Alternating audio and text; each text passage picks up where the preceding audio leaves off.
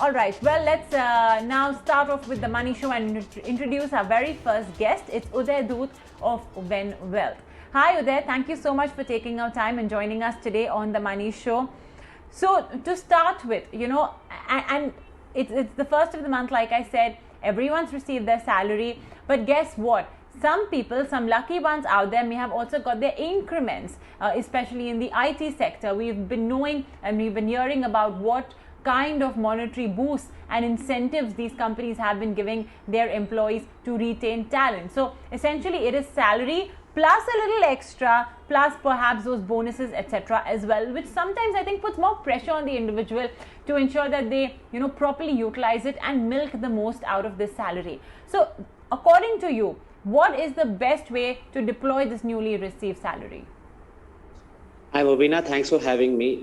And you rightly pointed out there are multiple factors which has led to certain category of employees who are working in companies to get a lot more in their hand. First of all, a lot of us are working from home, which means that cost of travel, cost of rental, etc. has come down dramatically for all of us. Because we are not going out, the opportunity to spend that money has also reduced dramatically. We are not buying as many clothes in most cases. So there are a lot of these savings that are happening. But I think the most important thing for anyone, whether we have received a salary, whether we have got increments or we have not got increments, I think there is one golden rule is that you first pay yourself, first save and then spend. So I think this is one mantra that everyone should instill in their life, whether work from home or no work from home. You get your salary, first money should go for savings, then the leftover is what you should be spending. If you don't do this, no amount of earnings is sufficient because we will end up spending it by the end of the month and we won't have money to save. So first save and then spend. If people have a regular increment that is happening, they kind of know a cycle, then stuff like step-up SIPs is something that they should be using. But I think if one thing that people have to take away from today's show is that first save and then spend.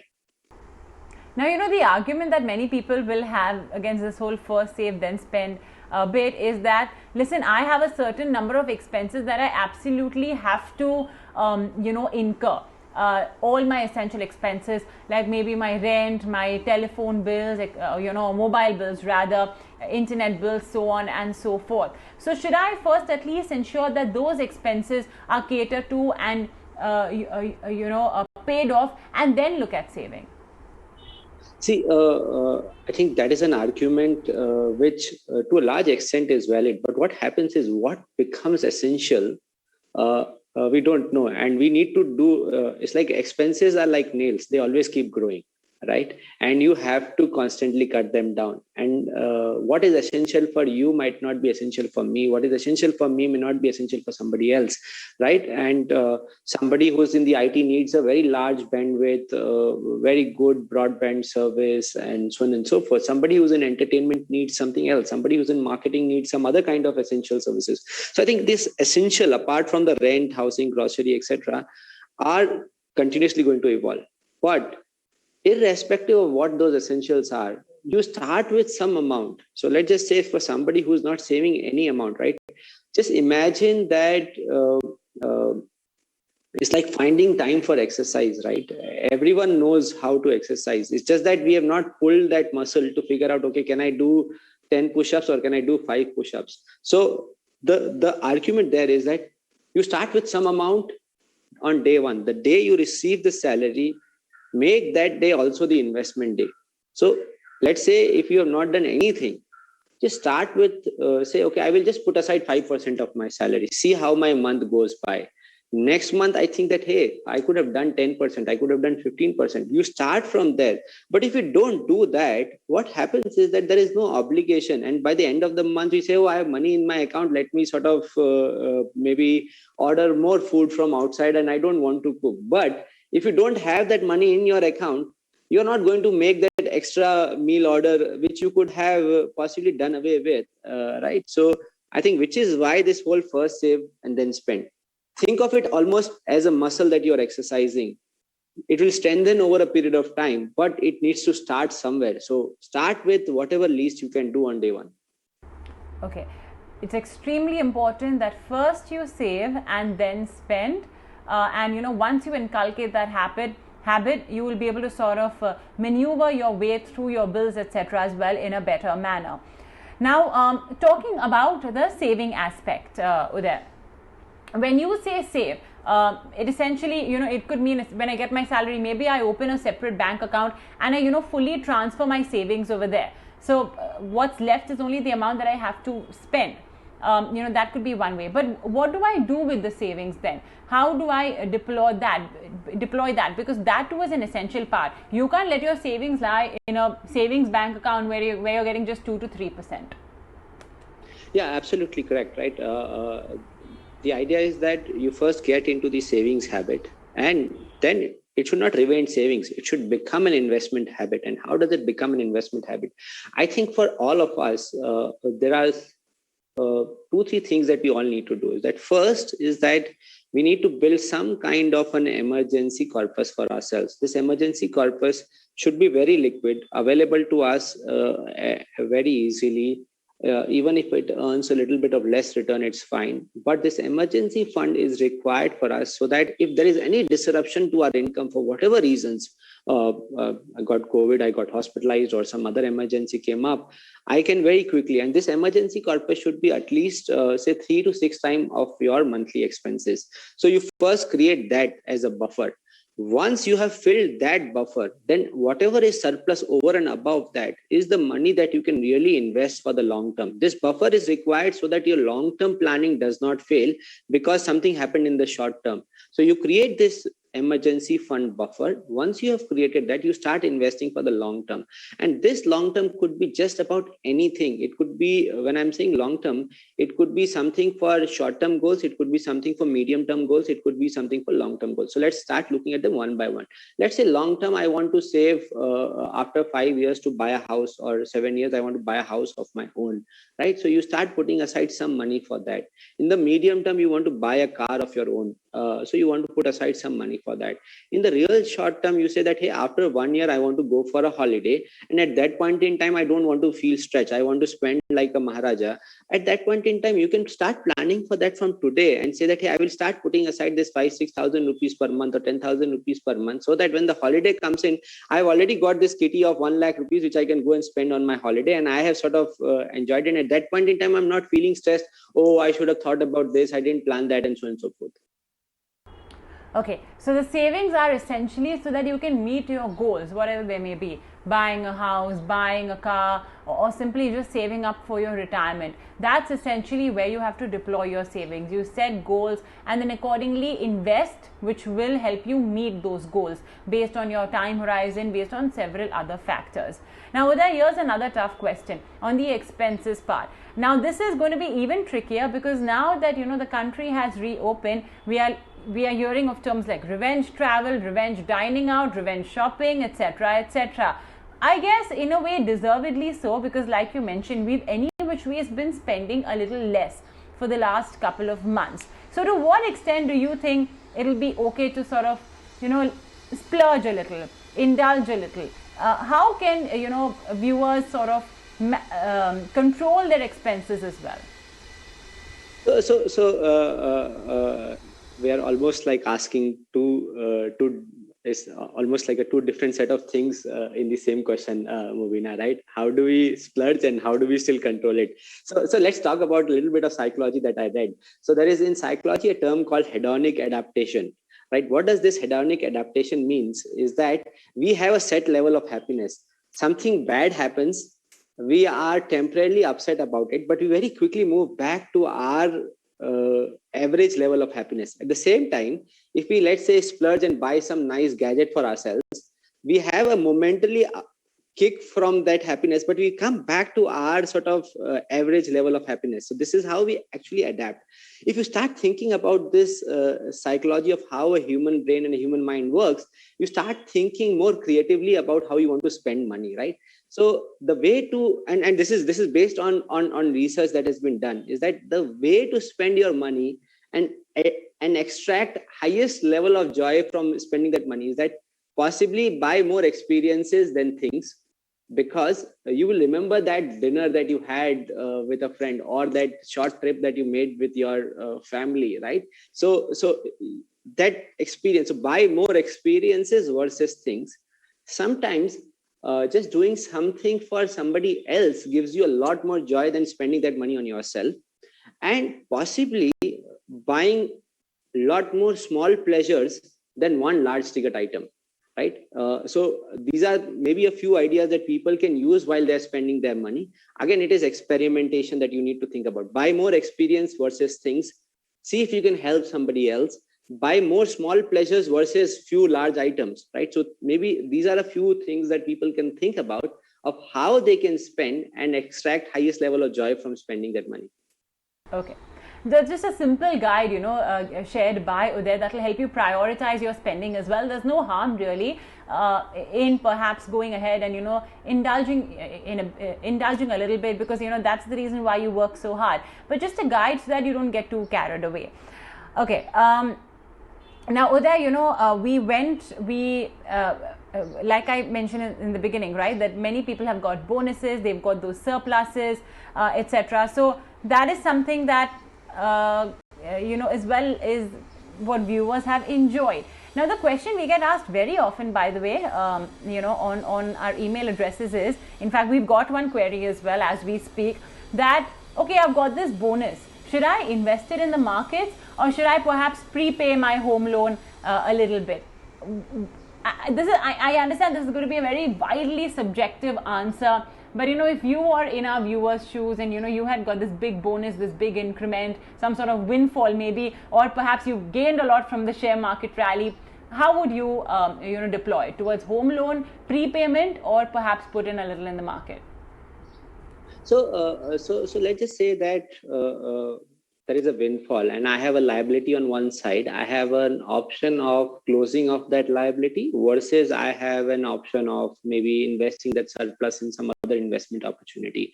What is it that one should be doing? I think there is no, the first response here is that there is no binary options here. There is no 0-1 kind of a situation saying that, hey, either I repay everything or I keep. I think anything that we do from a financial planning and perspective has to be done in a moderation. Now, there are some people who psychologically feel a lot of pressure if they have a liability on their head, saying that, we never had liability in our family and I don't want to keep a loan, right? But having taken a home loan, you today might remember that there are certain things that are working in the favor of the home loan, right? The interest rates are at their lowest in a long period of time. There is some amount of tax benefit that is available to you when you take a home loan, right? Third is that, so these are the two benefits that you have from possibly keeping a home loan going. At the same time, because you have a surplus and possibly you might be thinking that, hey, markets have already moved up quite a bit, maybe I should just pay off the home loan.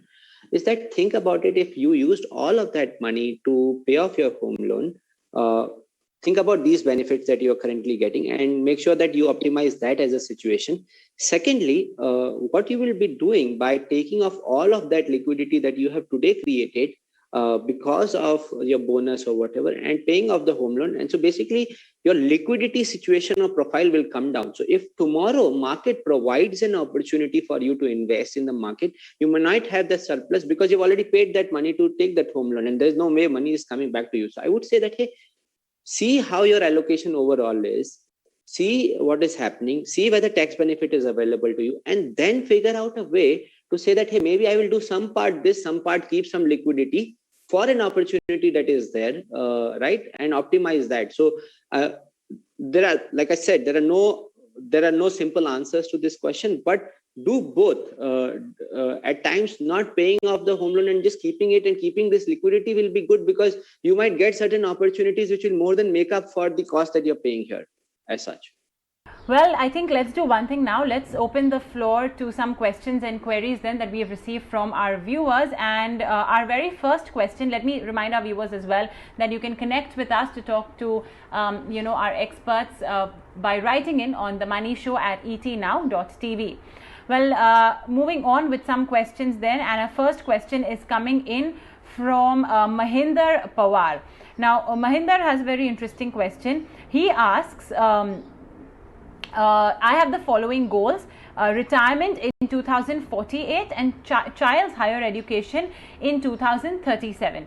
So far, I have the UTI Nifty Index Fund for the equity portion and PPF and fixed deposits for the debt portion. Can you advise how I can further build up my portfolio and how much will I need? Okay, again, questions like these can be a little subjective because, we don't know what your current lifestyle is, which is a very key component of determining retirement needs. Similarly, we don't know what the extent of higher education is, the country, etc., that you're planning to send your child to. Always advise our viewers to, sort of send all of that data too. But anyway, he just has the UTI Nifty Index Fund for now.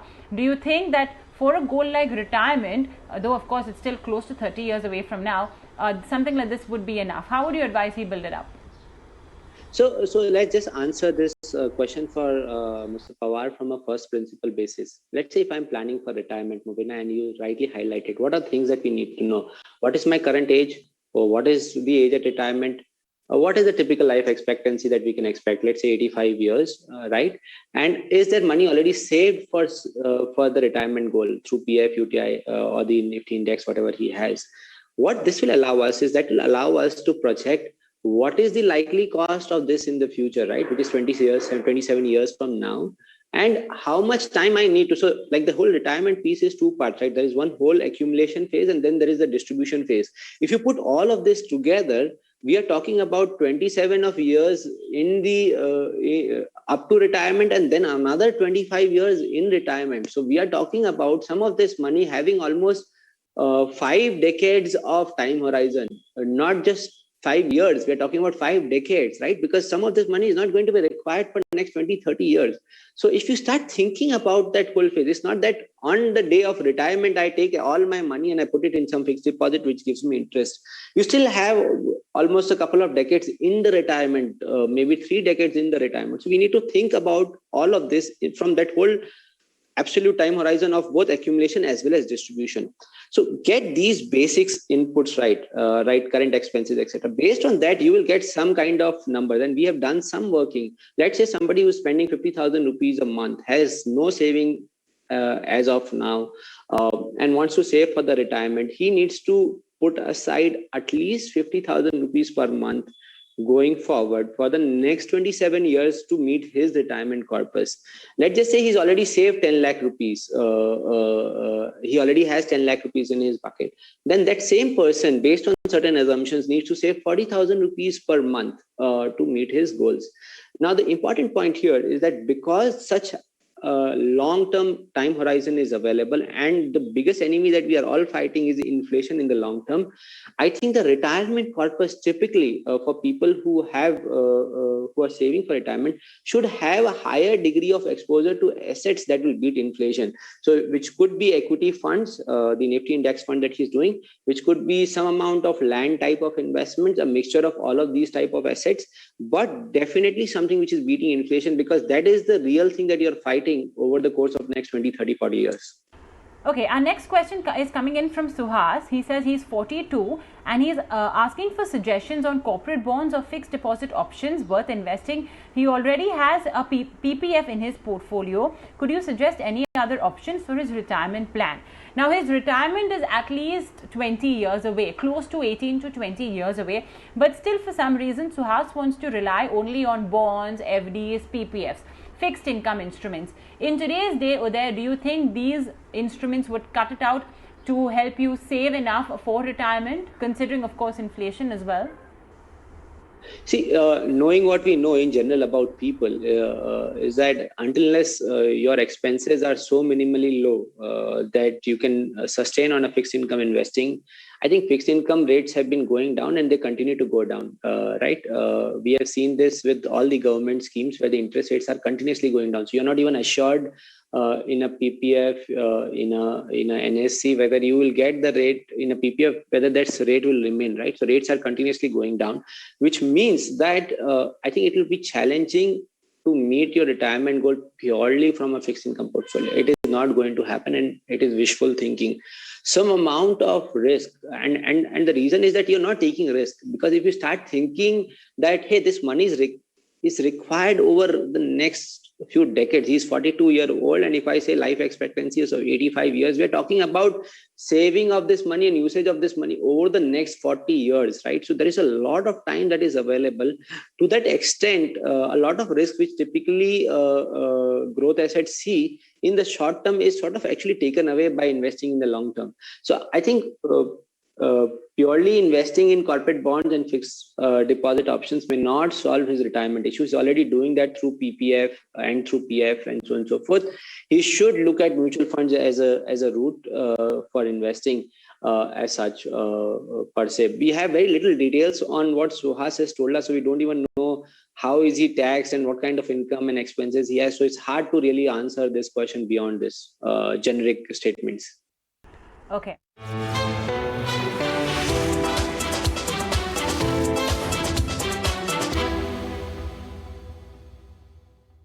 Well, I think with that, we are out of time, so we are not going to be able to take any more questions. Uday, thank you so much for joining us this evening on The Money Show and helping our viewers out with their queries.